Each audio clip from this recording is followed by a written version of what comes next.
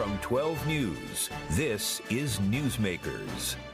The city of Pawtucket has had a tough stretch, losing its hospital, its baseball team, and now its biggest company. Longtime Mayor Don Grebien argues he's guided the city through it all, but this year he's facing a serious primary challenge.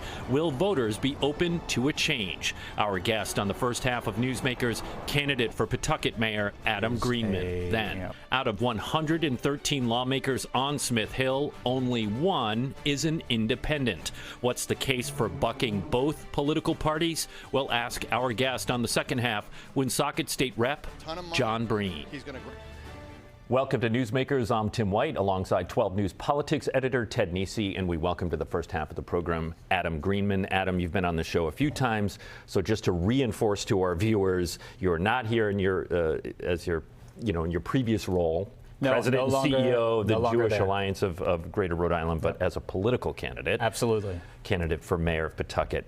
60 seconds or less, why do you want to be mayor of Pawtucket? Yeah, well, thanks for having me today, guys. Put simply, I love Pawtucket, and I think it deserves a mayor who works as hard as the people do. I think it deserves a city government that has as much pride in the city as we do as residents. My youngest daughter, Nora, is 14 years old. The last time Pawtucket had a new mayor, she wasn't born. And now the hospital where she was born is closed. The baseball team we used to root for is in Worcester. And the Mr. Potato Head statue at Hasbro's headquarters is next because they're moving to Boston.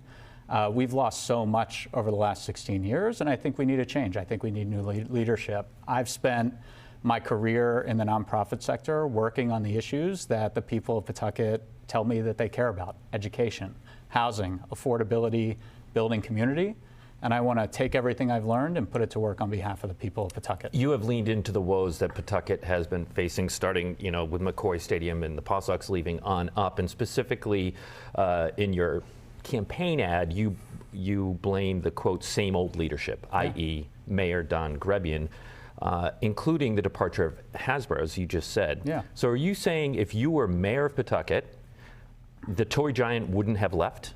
I can't say that they wouldn't have left, but I can say that I would have had a very different approach to that whole relationship.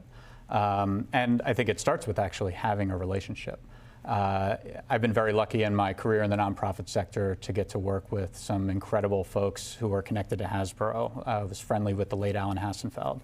And know that there wasn't a strong relationship, there wasn't any relationship between the city and the company. And so it starts with just that. It starts with a mayor who gets elected in 2010, and the first call should have been to Brian Goldner just to say, hi, I'm the new mayor. You guys are here. We're partners. And you're sure that didn't happen? I'm pretty sure that didn't happen. And to say, let's go grab a cup of coffee. Let's build this relationship, and then let's continue to build that relationship over time.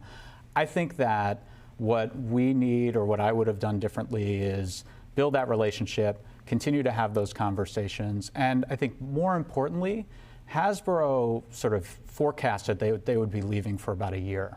So when they announced last fall that they were leaving, if I had been mayor, I would have said, I'm really sad to see them go. We will work with them on a smooth transition, but here's our plan B, here's our plan C, here's our plan D. And here we are today.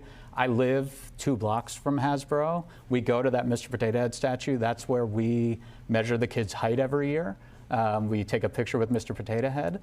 And, I really want to know what's going to happen to that major facility in my backyard. And the fact that the mayor didn't have a plan B, a plan C, a plan D, I think is a failure of leadership. Well, to that point, and switching to a different, sadly, calamity that hit Pawtucket in the last decade, Memorial Hospital. Yeah. I don't know if a mayor, I covered that closely, I don't know if a mayor could have kept Memorial Hospital open. There are much larger factors there. Absolutely. But then there's what do you do once it's closing? Yeah. I drove by Memorial the other day on my way to Attleboro, and it's a tough site. It is. It has become a real eyesore. And I know there's been all sorts of controversies around who owns it, who's going to be, what's going to happen with it. What do you think? Let's say you're elected. Yeah. What do you think should happen to the old Memorial Hospital site? And then how realistic is that given the number of players that seem to be involved in doing anything there? Well, that's, I think, the most important piece, Ted, is Memorial Hospital is a special place to a lot of people in Pawtucket. It's where I held my daughter for the first time. It's where so many people held their child for the first time. But you said it, the economics of hospitals are really tough right now. I don't think that a hospital is a viable option for that space. over the last 8 years that it's been abandoned, there have been 3 different plans for it. None of them have come to fruition, and I think that's where my mayoral leadership is really important. I learned in the nonprofit sector, the hardest ones are the ones where you have to bring multiple parties together. You have to get people who don't necessarily agree on things to, see eye to eye, and that's the kind of work I've done in the nonprofit sector as a CEO. What I'd love to see on that site starts with having a conversation with the community around it. What are they looking for? But I know that we have real needs in Pawtucket around housing. We have several different housing crises happening in the city. I'd love to see us think about what that site could look like. I think the first thing we need to do is sort of look at, is that building still viable? I mean, you're right, it is in total disrepair, and we need to see first whether it can be salvaged or whether it needs to be raised. And either way, I think it's a valuable piece of property in terms of what you could do with it. I'd love to see us build senior housing, family housing, really address some of the housing needs that we have, and potentially get a community health center on that site as well. You served, I think, for some period of time on the City Planning Commission. I was on the Planning Commission for about 1.5 years. So, did you see any broader hiccups in developing sites in Pawtucket that would be part of, or is Memorial a unique case, you think? Memorial's a unique case because of the ownership piece and everything else, but in some ways it's not unique. It takes. I remember my last meeting on the Planning Commission. Somebody came to us and had a. They had been working on their plan for 3 years before they even came to us. That's way too long to be able to develop things in Pawtucket. There are a lot of ordinance changes that we can do. There are a lot of things that we can be thinking about. Kalamazoo, Michigan's a great example. They have pre-approved permits and plans that basically off-the-shelf plans that if you want to come to them as a developer and say, I'm going to build this type of housing or that type of housing, your approval process is done. So you save a ton of money on the front end in lawyers' fees and architect fees and all of these kinds of things, so that it makes the cost of housing cheaper, it makes the cost of development cheaper. We should be looking at something like that for Pawtucket. We should have a mayor who is looking at similar places across the country that have experienced similar things and seeing what are the lessons that we can learn from Mayor Grebien, I'm guessing, would say, look, we've got things in the pipeline. We have some housing units that are maybe 600 through fortuitous partners that are coming online. We've been talking about things leaving Pawtucket. Let's talk about something that's come in, the soccer stadium. A lot of people like it. You can see it from Route 95, but you've been critical of that as well. So let's just help me understand. Do you think the stadium deal itself was a mistake? I have a lot of questions about the stadium deal because I think that there's still a lack of transparency about it. I'd love to see a clear answer from the mayor on how much Pawtucket residents are paying for that soccer stadium, and we haven't been able to get that kind of clear answer from him. We haven't had the kind of transparency around that project or the Apex site or really any of them. It seems like there's a small group of people who are unelected who are making decisions at the redevelopment agency about all this stuff. Now, in terms of the soccer stadium, it's built, and I love it. We had a partial season ticket plan. We're big soccer fans. I think it's here, and Pawtucket needs it to be successful. We need it to be successful for our future. And I can't help every time that I'm there looking at the scoreboard and looking just past the scoreboard, and there's Memorial Hospital hulking over it as this building that's in really bad shape. So we need a mayor that's focused not just on one development project, but on the whole city. And we need a mayor who understands that they can't do that work alone, that they need to surround themselves with a team of people who are really being proactive, not reactive. We're running short on time, but I did have to ask this. I was talking to a city resident the other day. I was saying, what would you ask a candidate for mayor of Pawtucket? And she said she felt like downtown is shabby, is the word I would use for how she described it. She described broken glass, trash not being picked up often enough, a lot of empty storefronts. Look, we've interviewed many candidates for these kind of jobs in the past. They all say, oh, I'm going to clean up, so everything's being great. Do you have any concrete ideas, something you would do about downtown? Because like every old industrial city downtown is a tough thing to do in 2026. We have about less than a minute. Less than a minute. Okay, so I think we build from within. So there are great small businesses across the city, great restaurants. Lean into the diversity of Pawtucket. It's the most diverse city in the state. I'd go to those restaurant owners and say, what would it take for you to open up a second location in downtown Pawtucket, and how can the city help you do that? How can we connect you with the landlords? How can we incentivize that kind of growth and development? build from within, because we have incredible businesses throughout our neighborhoods that have the pride in the city, that want to help be a part of reestablishing that downtown as a center of life for our entire city. 5 seconds.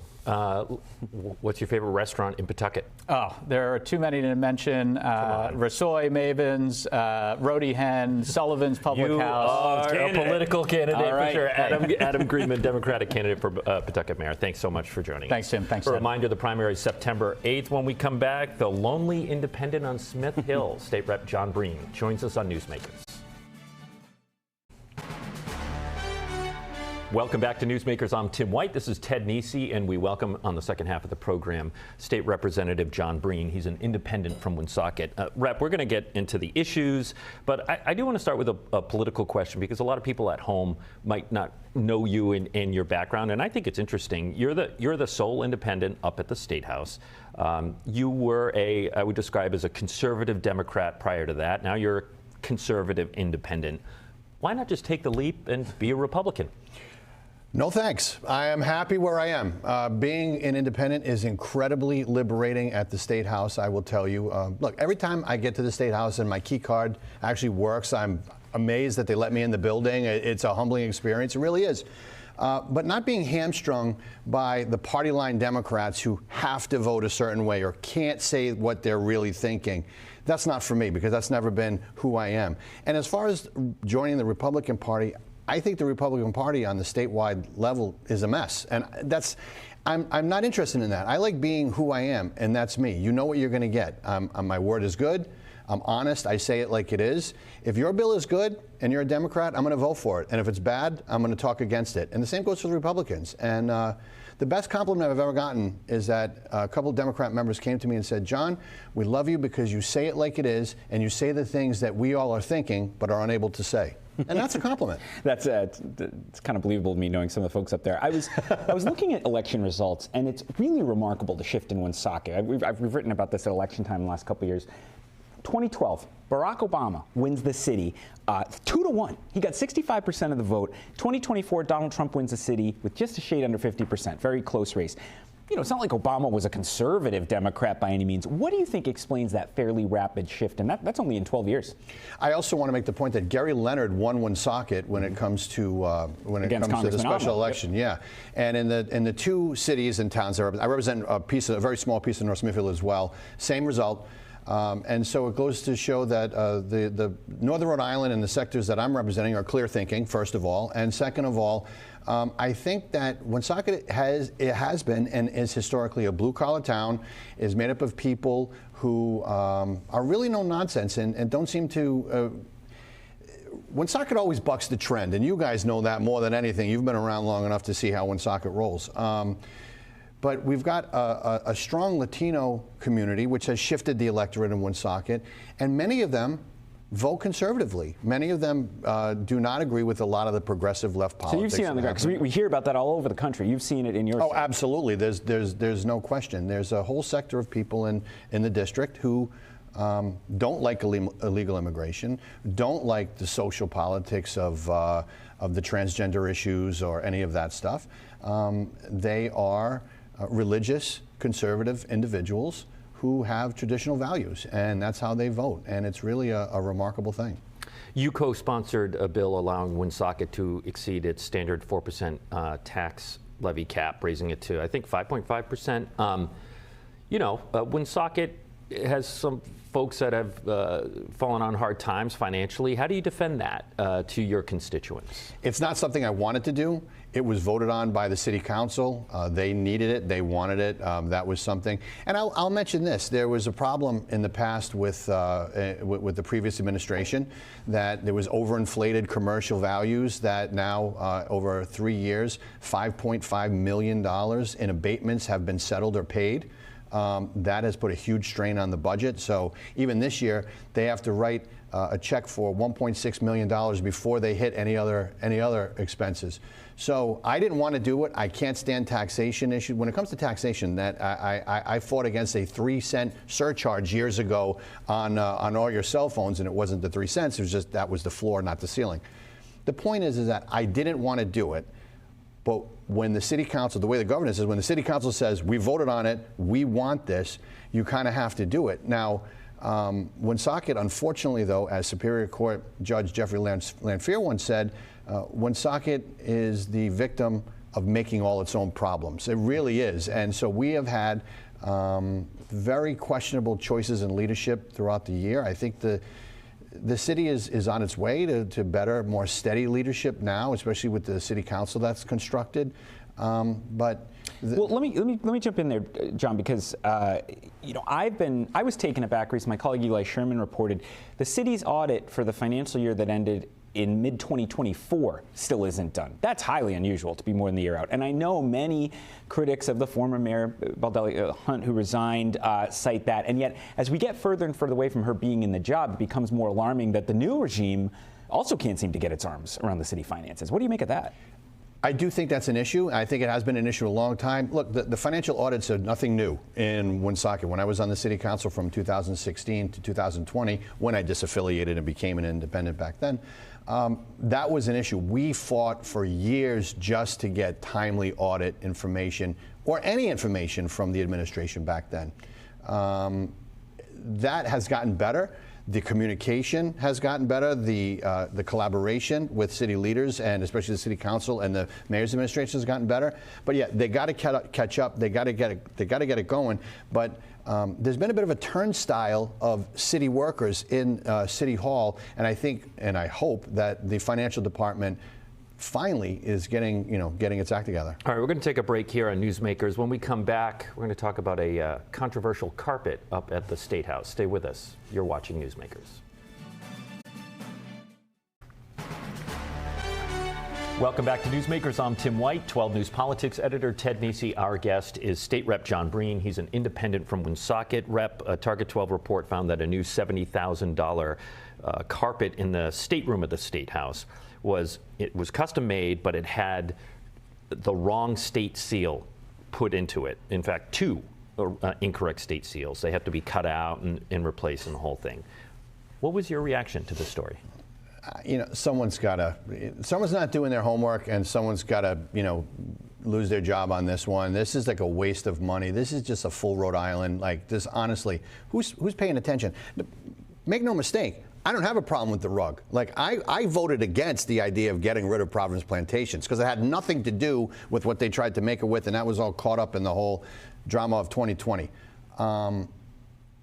But this mistake is inexcusable. This is taxpayer money. I mean, this is not monopoly money. So I'm very disappointed in this. And honestly, it's another hit on the chin for the McKee administration. So if I'm Helena, I'm probably going to talk about the rug a little bit.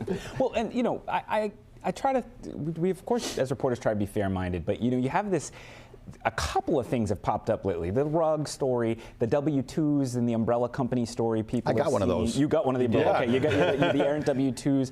We saw the Zambarano, a more serious issue. The cost has tripled in a couple of years. I mean, you've been around state government a long time.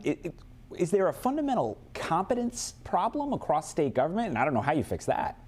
I think when you've got a supermajority that has that has no competition. Look, and I say this all the time, this state would run so much better. The most important number is not 38 to get to Speaker, it's 26. If you had 26 people in the House of Representatives that you could not peel away, that could say, we're not voting for this budget, and this is what we want in the budget, and it's the only way it's going to pass, because constitutionally you have to have 2/3. You got to have 50 votes in the House. If you had 26 reps that could stop a budget, this state would be totally different. It's a supermajority. When everybody basically just puts their toothpicks in the green button and walks away, that's what happens. I want to ask you about a big legislative victory you had last year, the 340B program. It's complicated, but it's a drug discount program named after a provision in federal law. You got a law passed, protects SafeNet providers. Thunder Mist Health was often mentioned from being penalized for using those discounts. You're also a longtime member of ALEC, the conservative-leaning American Legislative Exchange Council. Just a few months ago, I saw their senior health policy person testifying against bills like this, saying the well-intentioned but misguided price fixing. Are you concerned an organization you're pretty associated with might be fighting a program you think is good in other states? I'm the state chair of ALEC. I've got about 20 members here in the General Assembly, and I will tell you that just because I'm a member of the organization doesn't mean I agree with all their policies, and that's the beauty of being an independent. Like, I was able to pull together some of the most progressive members and the Republican caucus to this bill. Everyone was rowing in the same direction, and it was a bill that helped my constituents. Many of my constituents use Thunder Miss Health Center. Many of my constituents use Landmark Medical Center. This was a beneficial bill for my constituents in my district and for the state of Rhode Island overall. I was honored by the Health Center Association. I'm being honored by Thunder Miss. I was proud to do it. So I don't have to agree with everything all the time. That's the beauty of being. Did ALEC push you at all to try to talk you out of it? Not at all. They never even said a word to me. I don't even know if they know that I passed the bill. And even if they did try to say something to me, I wouldn't care. I was going through the bills that you've proposed, studying for this show, and one caught my eye. You've introduced a bill, I think you did it last session too, that would allow vets to do telemedicine. And I'm just curious if this would allow a veterinarian in Texas to Zoom with a cat owner in Cranston. It would. If they're licensed. They have to have a Rhode Island veterinary license, and they also have to be able to look at an animal and say, that animal needs to be seen immediately, and you got to bring it to a vet. Now, why did I do this? Yeah. Over 35% of domestic animals, and all animals actually, never get any type of medical care. There are people that cannot bring their animals to a vet. They cannot get there. They won't get there because of cost, the animal, transportation, where they live, age, mobility, all of it. If your animal has an ear infection, fleas, end of life, look, we allow telemedicine. They say, well, animals can't talk. Babies can't talk. Elderly, infirm, some are nonverbal, they can't speak. If we allow this telemedicine for humans and for babies and for the elderly, for our animals who have teeth care, there are certain kinds of things that you can see on Zoom or in an iPad, however you do it, that a vet can say, yeah, he's got an ear infection. I'm going to, send you a prescription. If it's something serious, if it's a laceration, a break, or something very serious, they're going to say, you need to get to a physical vet right now. But a lot of times, a dog has a problem, you got to bring it to a 24-hour animal hospital that's somewhere else in the state. You wait a long time. You spend a lot of money. I know, I've been there. This will help people with that, and it'll help 35% of animals that never see a doctor. 15 seconds. I'd like to remind viewers that our elected officials are more than just politics. You're a big jazz fan. Huge jazz fan. In common. I'll put you on the spot. What's your all-time favorite jazz record? Kind of Blue by Miles Davis. It's a classic. He called that before the show. Because you're a mouse. You'd pick Coltrane. I would definitely pick. As a matter of fact, Coltrane. the ringer on my phone is Freddie Freeloader from Kind of Blue. That's the real deal, folks. All right, State Rep Jon Brien, thanks so much for guys. joining us Pleasure on the to be program. here. If you missed any of it, it's on WPRI.com. For Ted Nisi, I'm Tim White. We will see you next week on Newsmakers. Great. Yeah. Could have done more.